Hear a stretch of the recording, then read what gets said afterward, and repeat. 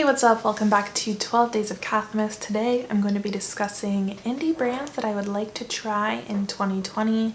These are brands I've just had my eye on for a little while and would love to try products from them. I probably won't get to try all of these products or brands in 2020, but a girl can dream and a girl can discuss her dreams, okay? If you're new here, I'm in the middle of 12 Days of Cathmas and I'd love to have you subscribe and join me for the rest of the party.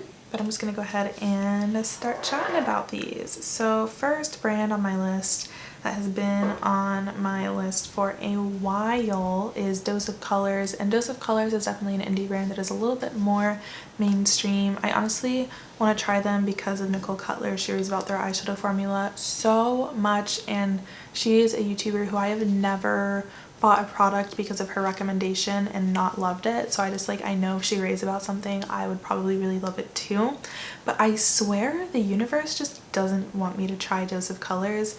So I canceled my BoxyCharm subscription a while ago because I just kept not loving most of the products I was getting in it. I was like, okay, it's kind of a waste of money. This isn't a fun grab bag for me. This is just cool, another product that I need to figure out where to get rid of it. But then they sent out an email in October, I think it was October, and every single person is gonna get a Dose of Colors palette in their BoxyCharm, and so the palette alone is worth the value of the BoxyCharm. I've been wanting to try the palettes for forever, so I was like, cool, this is an awesome deal, let me sign up for BoxyCharm for one more month. Guess who didn't get a Dose of Colors palette in her BoxyCharm? So I signed up through one of those links where it says signing up for the first time, use this link or code or whatever the heck and get this Tarte palette. So I signed up for that, and apparently they didn't say this anywhere, but apparently if you signed up using that, because you were already getting a Tarte palette, you don't get the Dose of Colors palette. So I was very frustrated. I got a Glo cleanser instead. Glo isn't even cruelty free, and I tried the cleanser and it breaks me out, and I don't break out from anything. So, and I've had my eye on the Friendcation palette too. I go so back and forth because it always goes on sale for 20 bucks. I'm you know what, I should just buy it. But then I'm no, you've gone this long without having it, you don't need it. But honestly, probably the next time it's on sale, I'll probably just buy it because it looks really pretty. I'm sure I'd love it, and I just really want to try Dose of Colors. Next brand is another Nicole brand. It's Glo Cosmetics. So she and everyone else who've tried their products that I watched their videos just absolutely rave about their eyeshadow formula and their highlighter formula and their liquid lipstick formula.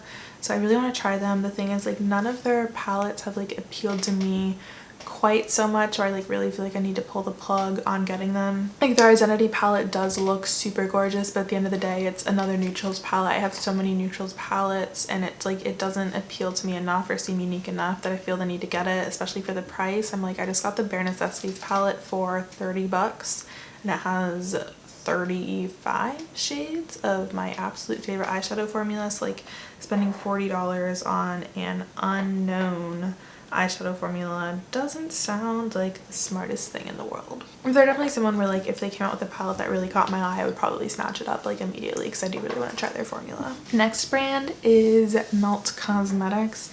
Melt is a brand that I've had my eye on for forever. Their melt stacks were so popular back when I was first getting into makeup at 15, 16, getting super into it. But God, spending that much money on 4 little eyeshadows, just you could never make me do it. But they've started coming out with actual palettes, and all of their releases are they just seem so well thought out and creative and cohesive. Even the Smoke Sessions palette, where I'm not the biggest fan on the whole weed branding that seems to be really popular with makeup right now, I still think is a gorgeous palette. Those shimmers look to die for, and the Gemini palette, so pretty and green and beautiful. And I absolutely love their most recent collection. The Muerte palette just speaks to my soul.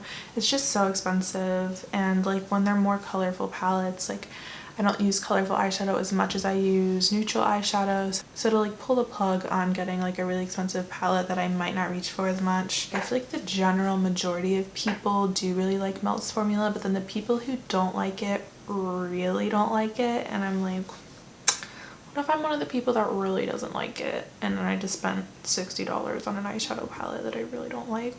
yeah. Next is a beauty influencer brand, Lunar Beauty. So Lunar Beauty is a brand that was not on my radar at all when it was announced. I was just kind of like, eye roll, another influencer brand, like we don't need it, like sorry Manny, you're a year late to the party. But then people started actually getting his palettes and everyone has been raving about the formula. And it's not just like big influencers who are friends with him, like even like Julia, I'm gonna mess up her last name if I pronounce it, but Julia was raving about it in her yearly favorites and how like special and unique the formula is. And I have swatched it in stores and it is really, really pretty.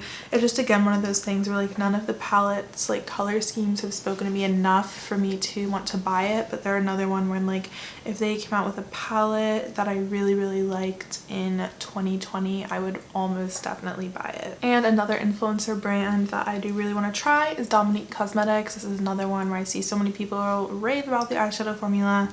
I feel like I'm only talking about eyeshadow formulas, but that's just like eyeshadows are just what catches my eye, you know what I mean? And I almost got the berries and cream palette, but then I didn't want to because it was like the lemonade palette or something that didn't go over so well. But I think the lemonade palette is the only release from them that like wasn't really that great. Another thing that like I kind of don't love is like their branding across the board feels a little not cohesive, because they did like the latte palette and the lemonade and the berries and cream, so it's like those are all food themed and that fits together really nicely. But then she kind of like started to go all over the place and had like a sweater weather collection and then like the celestial thunder collection or something that it was. It just started to feel like a little less like it all tied in together, which like it's a new brand, so they're still kind of like feeling out their vibe, but I just feel like you should like know what your brand's story is going into making a brand, you know what I mean? And like within the collections, they don't feel that cohesive either. Like I feel like it's like okay to have collections that are all over the place if they feel really thought out and cohesive within the collection, but they just didn't like, they don't feel as purposeful. So even though I've heard the actual products are great, like the collections themselves don't inspire me. But they're definitely another one that I have kept tabs on throughout their new makeup releases, and I'm excited to see if they come out with anything that's super eye-catching to me in 2020. Next on my list is Cleitus Makeup, which is I think kind of a newer brand, or at least I just started to hear about them a lot recently. I feel like a lot of the smaller-ish influencers that I follow get PR from them and everyone has been raving about their products, so I'm like, yeah, let me try. So what catches my eye from them are the palettes, the Futurism Palettes Sets. There's only 2 out of the 5 palettes in there that I really am not a huge fan of, and that's the Neon and the Electro Turquoise one.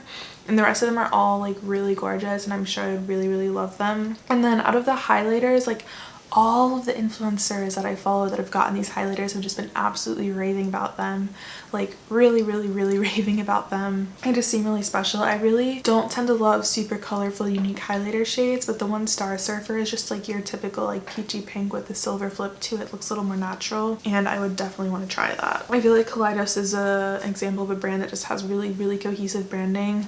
There's just like all of their stuff fits into that like sci-fi futuristic vibe, and they honestly kind of like, this is gonna sound shitty, they remind me of like a cheaper Pat McGrath, but not because they seem cheap, just because everything's cheaper than Pat McGrath, and Pat McGrath also kind of has that like futuristic element to a lot of her branding, but this kind of takes that futuristic branding and amps it up, pushes it one step farther, but it just feels like a really classy brand while still having like a fun little twist to their branding, you know what I mean? Last brand on the list is Glo Cosmetics.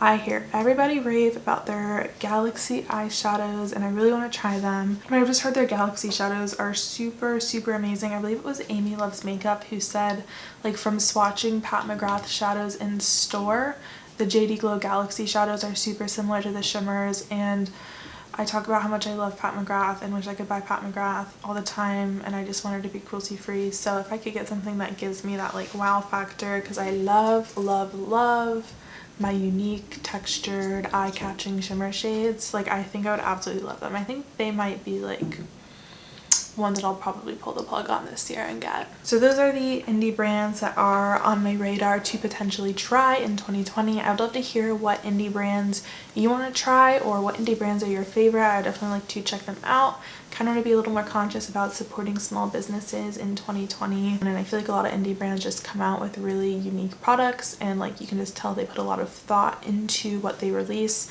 If you like indie makeup, you should check out my 3 looks using the Ami Hearts Beauty Alma palette, which is the collaboration with Amy Loves Makeup. It's what I have on my eyes right now. Not to toot my own horn or anything, but I really like the looks that I made with it, so you should definitely go check that out. Thank you so much for watching, and hopefully I will see you in my next video. Bye guys!